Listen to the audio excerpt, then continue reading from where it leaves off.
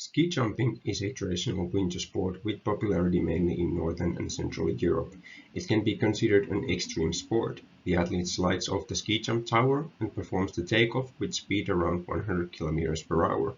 The length of the slide phase is typically around 100 meters, but can reach over 200 meters in so-called flying hills, as in this example. Ski jumping is a very technical sport and requires also a lot of courage from the jumper.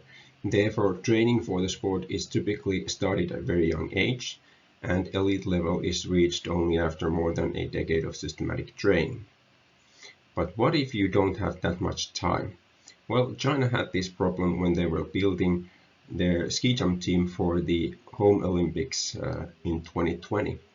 The answer to the problem was to set up a program in which talented athletes from summer sports such as athletics and gymnastics are transferred to ski jumping with less than 4 years' time to become an Olympian. The project is very ambitious and provides us a unique opportunity to observe the early development in this very technical sport. In this study, we focused on the takeoff action since that has been considered the most critical part of ski jumping. We invited 13 athletes participating to the talent transfer program to our motion capture laboratory, in which they performed simulated takeoff actions, also known as imitation jumps.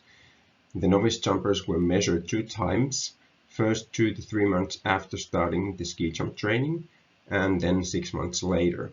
We also measured 9 elite jumpers from the Finnish national team as a comparison group.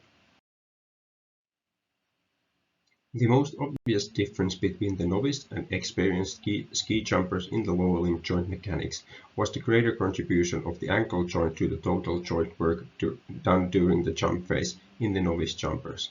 This difference was reduced but not removed after 6 months.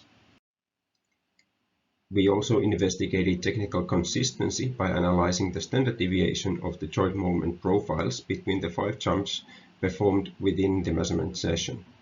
The variation between jumps was greater in the novice jumpers in all joints, and the variation was significantly decreased at the ankle joint during the 6 months.